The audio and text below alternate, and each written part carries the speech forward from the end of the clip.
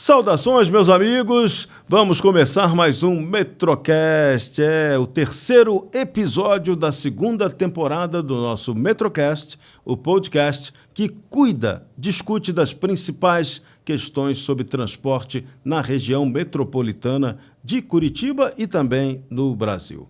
E eu começo apimentando o tema de hoje sobre um assunto que vai interessar muito você.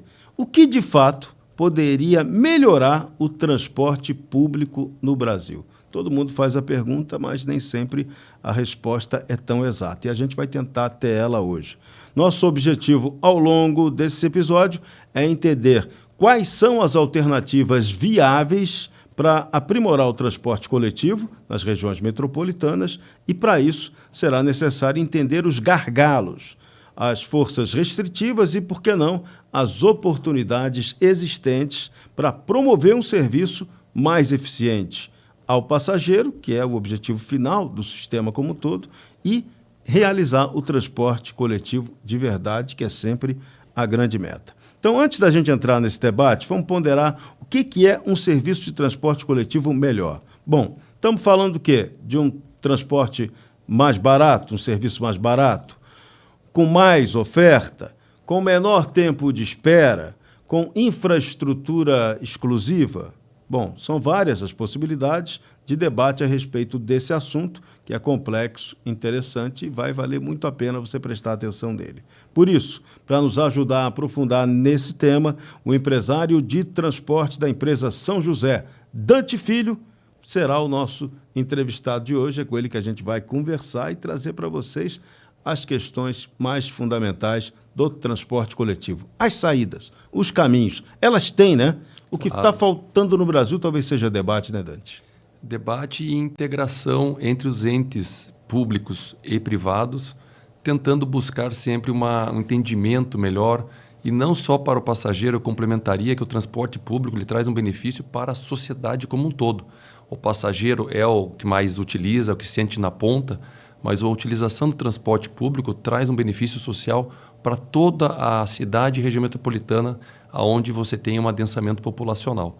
Então, o transporte público ele extrapola só o passageiro, trazendo benefícios muito maiores para toda a sociedade no seu entorno. E é isso que a gente precisa mostrar com bastante clareza, até. Então, dentro dessa discussão filosófica, é comum que haja uma busca constante para melhoria do serviço prestado no transporte coletivo. Isso é um consenso, todo mundo quer melhorar. Mas o que significa essa melhoria na prática?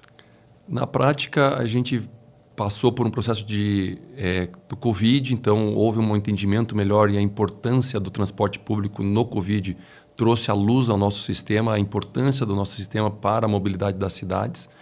E isso fez com que a sociedade e os entes públicos começassem a buscar alternativas para que a gente tenha um fundo, principalmente nacional, de suporte financeiro do nosso serviço. O serviço é prestado majoritariamente por empresas privadas, mas ele é um serviço público.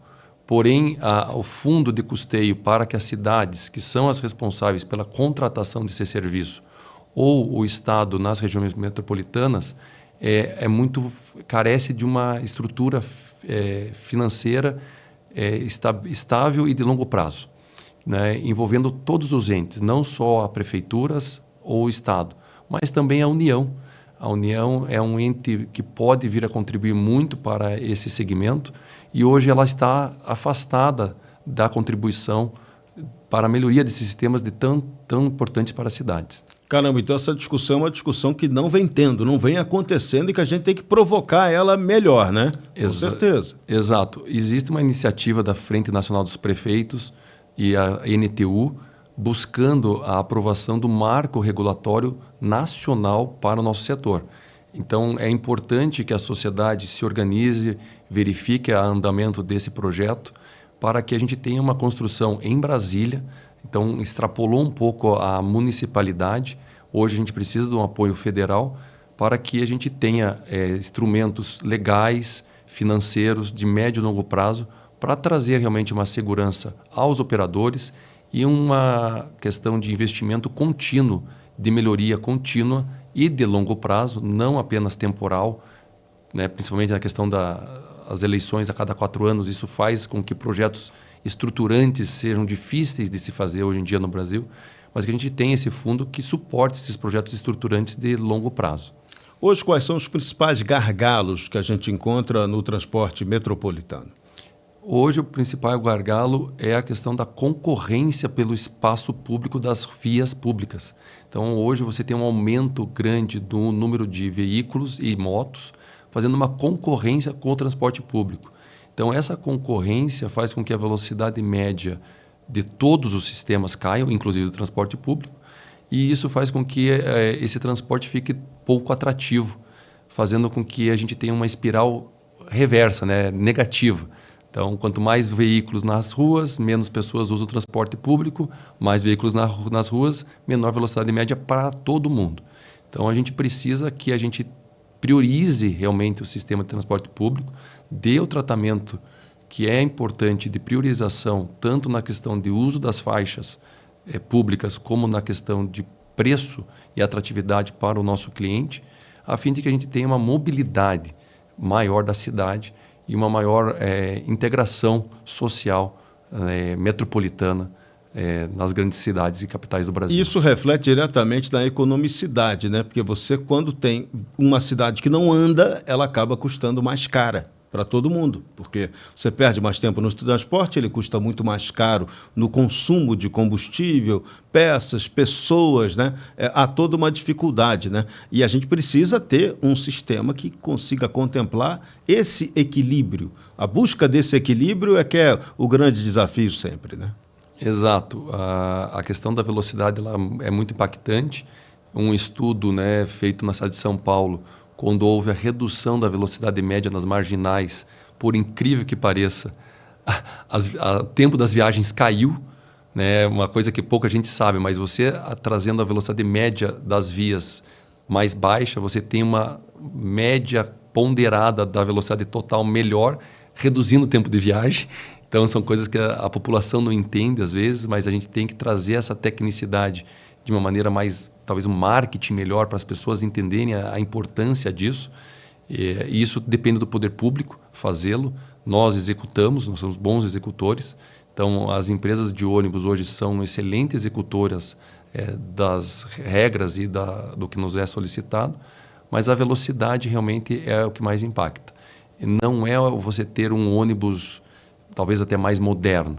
O que realmente a gente precisa é um ônibus cada vez, como você falou, com uma frequência melhor, com uma velocidade média maior, independentemente qual seja a forma de tração, a forma de combustível que ele vai usar.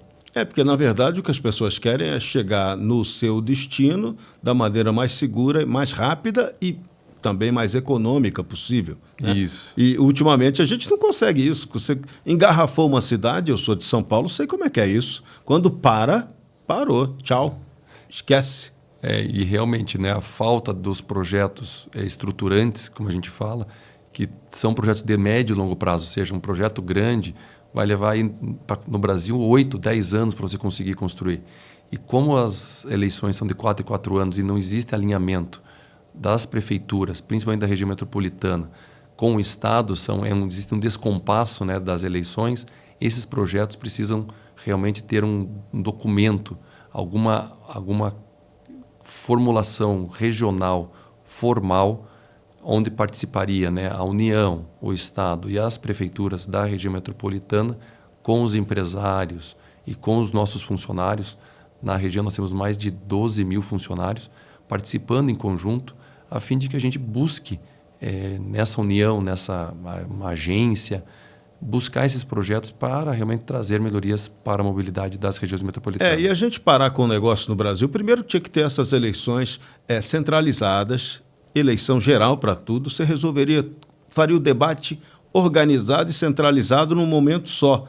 causaria menos dificuldade. Para negociar seria muito mais simples. Mas a gente precisava também no Brasil de um movimento político para parar de demonizar o empresário. Porque aqui o empresário, a máquina estatal, sempre trata ele da maneira que não deveria. E essa é uma mudança de mentalidade que a gente tem que ter, né? Até para defender liberdade, para defender atuação econômica, responsabilidade. Hoje a iniciativa privada no Brasil tem projetos avançadíssimos e está botando a cara para bater e levando o debate. Então a gente tem que começar a valorizar isso, né? É verdade, não queria entrar nessa área, mas nós, como prestadores de serviço público, sentimos essa dificuldade de planejamento. Vamos falar assim, a palavra principal é planejamento. O brasileiro parece que não gosta muito dela, é um problema grave. Porque ele tem muito viés político, esses planejamentos. Mas com planejamento, com certeza, com segurança jurídica e segurança financeira, trazendo um fundo nacional aí de amparo com recursos, nós conseguiríamos, seja através da iniciativa privada, trazer mais investimentos para esses projetos, trazendo um benefício social, ambiental enorme para as grandes capitais e regiões metropolitanas, fazendo com que a gente possa ter segurança nesse investimento. A gente continua investindo, mas a gente investe ainda timidamente, frente ao que a gente poderia fazê-lo se tivéssemos um planejamento. Tudo podia ser muito mais otimizado, né? Exatamente. Legal. Dados da NTU estão mostrando que na última década houve uma queda no número de passageiros do transporte coletivo. Inclusive, no recorte pós-Covid, que você tinha acabado de citar, a maior parte dos sistemas de transporte não recuperou os números anteriores, ou seja, tem risco aí para quem está operando o sistema. Como é que é isso? Aqui você atribui esse fator dessa queda dos passageiros. A queda dos passageiros ela veio de uma mudança social. O Covid trouxe uma mudança social importante, uma digitalização da população, principalmente das classes mais humildes que não tinham acesso à digitalização. Elas acabaram que o Brasil forçou isso de uma maneira interessante, fazendo com que você tivesse uma possibilidade de trabalhos remotos. Isso. Então você houve uma mudança também em estudo, né? A questão do teleestudo, né? Como é que chama? Teletrabalho, estudo. Isso pegou muito realmente. Ensino à distância. Ensino à distância. Isso foi uma coisa que realmente mudou. Então, os deslocamentos das pessoas e a digitalização dos serviços públicos também. Você poder fazer serviços públicos digitais. Então, o Estado se digitalizando fez com que a necessidade das viagens dessa população, principalmente mais simples, diminuísse. Mas isso trouxe também uma vantagem, ou seja, uma qualidade maior do serviço com uma ocupação menor dos ônibus, uma qualidade de conforto maior ao passageiro que necessita ser transportado. Essa foi a contrapartida natural, né? E aí as prefeituras sozinhas, infelizmente elas estão sozinhas nesse embate ainda. É pesado para uma prefeitura suportar esse passageiro a menos no sistema, porque ela é necessário ter o reequilíbrio do sistema. Então, se tem menos passageiro, o reequilíbrio é necessário ser feito pelas prefeituras. Sim. E realmente o caixa delas não estava preparado para isso. Então, essa preparação do orçamento das cidades para custear essa nova realidade social, não é só do transporte, é importante. Então, elas estão sendo buscadas alternativas para que as prefeituras tenham capacidade de suportar essa falta de passageiro, mas a qualidade em si melhorou muito. A gente tem observado a questão de velocidade média e atendimento à população realmente... Próprias pesquisas, né? Em várias cidades a gente vê as pessoas falando melhor. Isso. Falam melhor por quê? Porque o ônibus está mais vazio. Sim. E a frequência foi mantida, por causa do Covid, foi obrigatório ser mantida as frequências. Então a gente já entendeu que melhorando a frequência, trazendo mais ônibus para a rua e deixando o ônibus um pouquinho mais vazio, vamos falar assim, não tão lotado, faz com que esse sistema seja mais bem aceito pela população brasileira. Hoje, quais são os fatores restritivos para a área, para a expansão do transporte metropolitano e para a atuação dele? Eu acho que a restrição é a questão da integração. Hoje você tem várias cidades e normalmente às vezes concorrentes com a capital.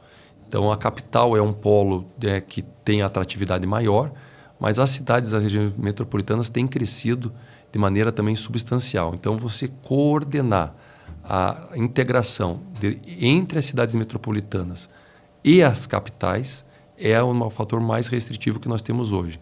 Então, a questão da governança dos sistemas de transporte, elas ainda são muito individualizadas. Então, não existe uma integração de governança entre a cidade, o Estado, inclusive situações que às vezes impactam até o governo federal, como relação a linhas geridas pela ANTT, que também acabam entrando e já são parte quase de uma região metropolitana. Hoje nós temos uma situação no Brasil bem específica, notória, no entorno de Brasília. Você tem Brasília, você tem Goiânia e você tem linhas federais. Sim, e tudo super próximo ali. Então, assim, você tem que ter uma governança dos entes federativos buscando a integração. Eu acho que se não tivermos uma integração, fica cada vez mais difícil e mais custoso e pior para o passageiro e pior para a mobilidade, porque você tem mais ônibus nas mesmas regiões. Por isso você citou ainda agora essa questão da frente de prefeitos, é super importante que eles promovam esse debate, porque a gente tem que trazer...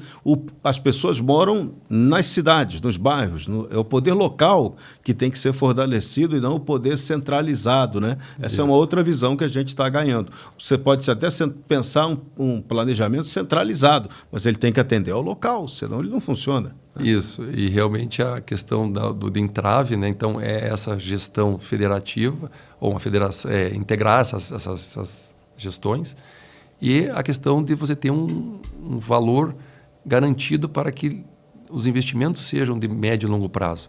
Hoje o investimento ele é muito elevado, tanto que o poder público não o faz, ele transfere ao terceiro devido ao impacto que isso traria ao caixa das prefeituras, mas ele é de longo prazo para ser feito o pagamento. Então, a segurança do empresário, seja os atuais ou seja até internacionais, de médio e longo prazo, hoje ela não existe. Então, ter algo, né, de um planejamento de pagamento garantido por 20, 30 anos, traria um capital privado para investimentos na área pública, com estruturas melhores, dando uma mobilidade melhor para todo o entorno das regiões metropolitanas do Brasil. Legal, já a gente vai falar desse capital porque ele é fundamental. Uma matéria recente do Valor Econômico apontou que um dos maiores gargalos para a mobilidade urbana não é necessariamente o fato ou a falta de recursos. E aí é um detalhe importante, mas sim a falta de projetos qualificados. Por que a gente está deixando assim no Brasil de produzir ou de aproveitar até boas iniciativas que são feitas, mas que às vezes não são muito bem comunicadas? Os projetos existem, mas como a gente já debateu inicialmente, o planejamento. Não existe um alinhamento de longo prazo pensado para as regiões metropolitanas do Brasil. São poucos projetos que têm este viés. E a gente sabe que mesmo um bom projeto, às vezes, estão sendo feitos, existem bons projetos, mas eles acabam sendo não bem avaliados porque há essa alternância constante, né? A gente já falou desse assunto, mas essa é a grande realidade. Não existe um planejamento da cidade independente da necessidade política do momento. A política pública não é de governo, né? Ela tem que ser pública. Ela tem que perdurar ao longo dos diferentes governos, né? Então, capacidade técnica todas as grandes regiões e as empresas têm. Hoje nós temos aí empresas centenárias quase trabalhando no setor com ideias, com históricos fantásticos de trazer melhorias para os sistemas, mas realmente essa falta de gestão para a cidade, mais uma gestão pública, como você falou, faz com que esses projetos realmente aconteçam, mas não consigam ser implementados. Então, você tendo um planejamento de longo prazo, talvez, com essa gestão voltado mais para a cidade e não para a política, acabaria viabilizando a implementação dos projetos. Sim. Projetos existem. O que é difícil é você conseguir, num projeto de grande escala, que precisa de liberações, aprovações, investimentos, funding, né, que eles chamam. Só para isso leva 3, 4 anos para você conseguir. No mínimo. E não é passe mágica. E aí você tem que implementar. Quando você vai implementar, o que acontece? Uma nova eleição. Então, sempre tem essa insegurança para você conseguir colocar o projeto e implementar o projeto.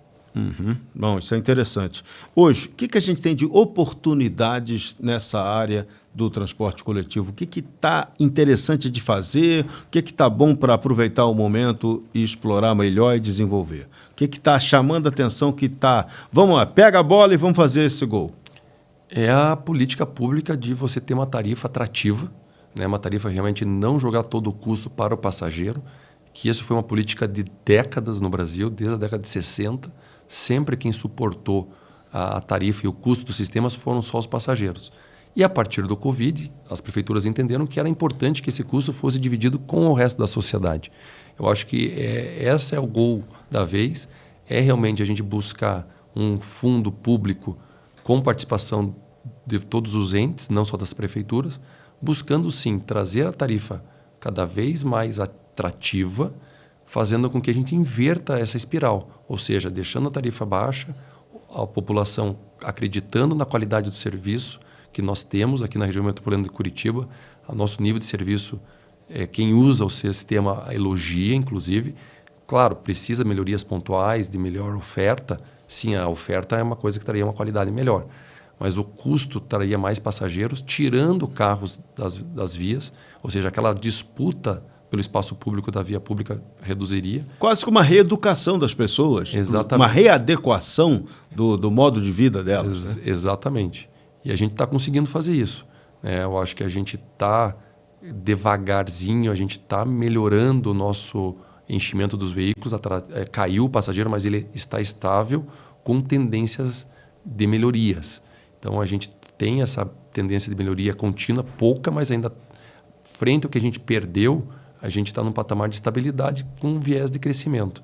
Se a gente tiver um incentivo público, né, mostrando para a população que a tarifa é interessante, a gente acaba conseguindo trazer mais passageiros para o sistema. Legal. Aí vem naquela questão que a gente começou a tocar ainda há pouco, marco regulatório. O Brasil hoje já tem marcos regulatórios para várias questões e seria fundamental também ter um para o transporte coletivo.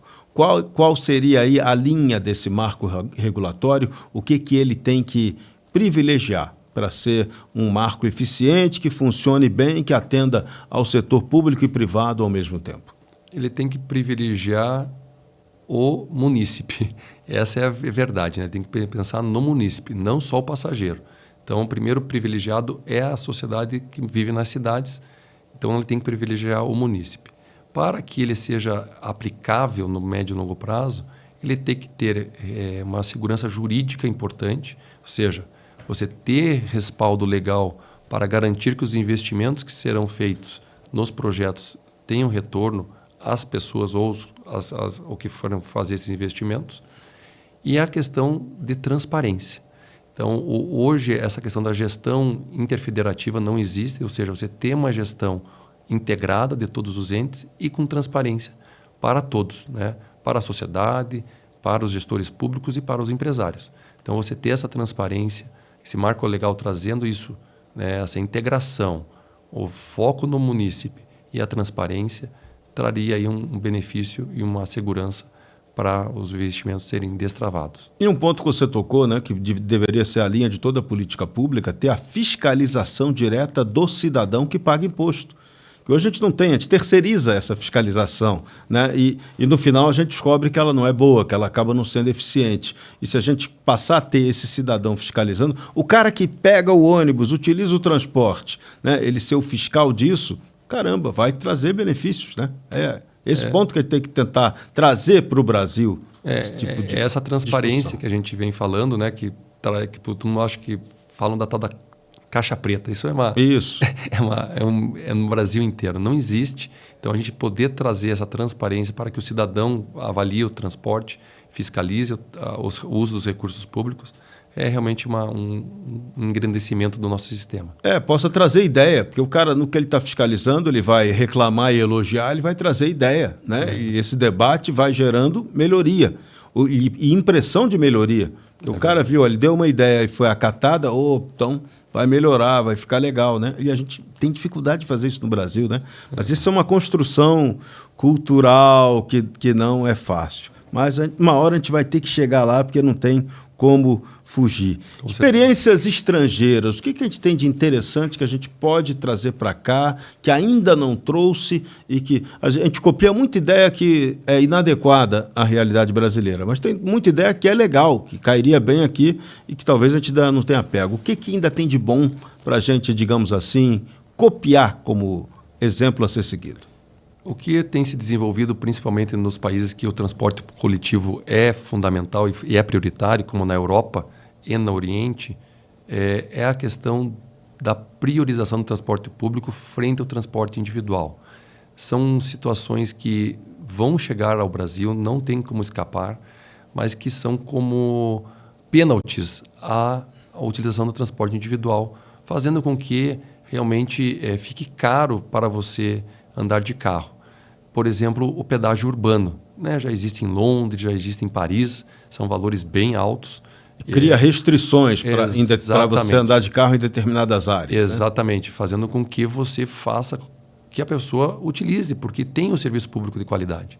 A outra questão é a regulamentação do uso de aplicativos. Hoje no Brasil não existe nenhum controle sobre a quantidade de aplicativos, a quantidade de carros de aplicativo que possam estar nas cidades, tanto de carro como, ultimamente, tenha crescido os de moto, trazendo uma situação de altíssimo custo social, que é a questão dos acidentes. Então, nos países desenvolvidos, hoje nós temos a questão do pedágio urbano e a fiscalização severa sobre a quantidade de veículos que podem trabalhar nos aplicativos, e é proibido no exterior a questão do mototáxi. Está em discussão em São Paulo muito também, mas no Brasil inteiro, se é viável ou não. Mas o custo disso social para o SUS, por exemplo, da questão da moto, é muito caro. Então, a gente tem que pensar como sociedade, não é priorizar o segmento que nós atuamos, mas sim ponderar os custos de cada operação. Os custos do transporte coletivo, sejam eles ambientais, financeiros ou sociais, ele é o mais barato do mundo. Por isso que os países desenvolvidos focam tanto no transporte público coletivo, seja através de ônibus, metrôs ou outros modos coletivos de transporte. Um amigo meu uma vez me mandou uma foto de uma cidade da Alemanha. Eu olhei assim, vi duas motos ali no negócio, falei, por quê? O pessoal aí não gosta de moto? Ele falou, não, é que a moto tem que cumprir a lei, a regra de segurança. E a gente aqui não cumpre. Aquele corredor virtual, né, para o alemão, aquilo não existe. Né? O nosso Código de Trânsito brasileiro, inclusive, não permitia que tivesse, mas houve a pressão para ter, e aquilo acabou sendo um complicador. Então tem isso, né? Sim. Você, quando delimita o espaço público, tem que ter a lei sendo obedecida para atender o interesse público, e não necessariamente o interesse individual. E essa questão, às vezes, cria até uma falsa questão de que o interesse individual está sendo prejudicado. Eu tenho o direito de ter o meu carro e a minha moto. Tá, você tem, mas o interesse público, nesse caso, pode ser muito mais interessante e econômico. Eu, por exemplo, eu digo isso porque eu utilizo o transporte coletivo. Então, eu não tenho essa questão, eu sou um defensor da individualidade, mas eu acho que se você tem o transporte coletivo que funciona, você não tem que ficar nessa de gastar o teu carro, se cansar dirigindo ou pilotando moto. É verdade. Concordo, e realmente a questão do incentivo ao transporte individual, que foi culturalmente implementado no Brasil, acabou realmente trazendo essa questão do ter o carro é uma questão importante para o cidadão. E muito pela falta de planejamento, que as cidades cresceram, você não tinha o transporte, então o cara tinha que se virar, arrumar o carro, arrumar uma moto. Aí como em São Paulo, em 97, o Celso Pitta implantou lá o rodízio, aí o cara arrumou um segundo carro para driblar o rodízio. Não, então, são coisas, né, da questão cultural mesmo, né? E realmente trazer talvez essa questão do pedágio, talvez um valor maior. Nós estamos discutindo nacionalmente o uso talvez de recursos da gasolina, né, para financiar o transporte público ou baratear o transporte público, ou seja, uma transferência, né, de quem está usando o carro, né, o que está gastando o carro, pegar um valor e transferir para quem está beneficiando a cidade, que é usando o transporte público, ou seja, Você quer usar o teu transporte individual, você tem o seu direito, mas você vai pagar um extra para ajudar aquele que está usando o transporte público. E gera uma fonte de financiamento que a gente estava falando aqui no começo, né? Porque o dinheiro não nasce em árvore, vai ter que vir de alguma forma para a gente poder avançar na questão do custeio do sistema. Que você falou, tem que priorizar o coletivo, as pessoas. E eu, voltando um pouquinho da parte internacional, os países no mundo inteiro, eles não têm a dimensão que o Brasil tem territorial. Então, todos os países, os governos federais ajudam as prefeituras nos projetos e no financiamento das suas mobilidades internas das cidades. E o Brasil ainda não tem essa cultura. Então, o nosso gigantismo atrapalha. Atrapalha, né? Então, até países da América Latina, como Chile, Colômbia, você tem incentivos federais para o transporte público municipal. O que a gente pode criar para implementar política pública? Como é que a gente incentiva o cara a ser menos individualista e entender que é mais legal o transporte coletivo? Quais são as estratégias possíveis para isso, na sua visão? Primeiramente, realmente o Estado fortalecendo o setor com uma possibilidade de investimentos de longo prazo. E, em segundo, realmente trazendo ele atrativamente pelo bolso. O brasileiro, né, ele faz conta, né, ele faz muita conta. Então, o brasileiro é uma população que sabe fazer conta. Então, se você trouxer uma oferta melhor, com um custo atrativo, a certeza de que vai haver uma mudança na espiral, trazendo mais clientes para o nosso sistema. Então, é o bolso. E realmente, talvez, verificando e fiscalizando demais serviços de transporte que estão liberados nas cidades brasileiras, sem muita regulamentação, mas teria que ter um pouquinho mais de fiscalização para que não haja concorrência e que essa concorrência seja uma concorrência legal, não desleal. Então, estamos trabalhando na questão dos impostos da reforma tributária para que você haja uma diferenciação tributária para os setores que têm a parte do coletivo, diferente do individual. Também tem a questão tributária que ajudaria a reduzir o custo do sistema. Legal. Se você hoje tivesse na sua mão implementar uma mudança imediata no sistema, o que você recomendaria e faria? Eu faria uma integração de gestão dos entes municipais e estaduais. Fazendo isso com a participação dos operadores e dos funcionários que estão no sistema, isso traria uma economicidade, como você falou aqui, para o sistema, trazendo uma velocidade maior e uma atratividade, uma facilidade para os usuários. Então, você ter gestões hoje individualizadas traz um entrave, uma barreira à entrada de clientes ao sistema. Então, a parte de cartões, né? A gente tem vários cartões na região metropolitana, você tem vários sistemas que você tem que comprar. Então, você não tem um fácil acesso, você tem uma restrição hoje. Então, você tentar construir uma agência, não sei o nome que a gente daria, né? Um consórcio que administrasse isso com transparência, com participação, traria realmente uma para atender e quem está financiando ganhar. Porque a gente tem que parar com essa demonização da possibilidade de lucro no Brasil, tem que parar com isso. Isso. Né? O lucro é justo desde que ele não seja baseado na exploração canalha das pessoas. É isso. É verdade. Mas basicamente, eu acho que esse seria o grande, na nossa região metropolitana de Curitiba, seria o grande impacto que nós teríamos. Isso já está acontecendo em algumas regiões do Brasil. A gente já percebeu que nas regiões que isso está acontecendo, o número de passageiros tem subido substancialmente. Os últimos dados que eu tive acesso recentemente, 2 regiões do Brasil já estão com passageiros hoje acima da época do Covid, pré-Covid, porque conseguiram entender e dar esse benefício como inteligência dos poderes públicos das regiões metropolitanas, fazer com que o cliente tenha uma facilidade de entrada ao sistema.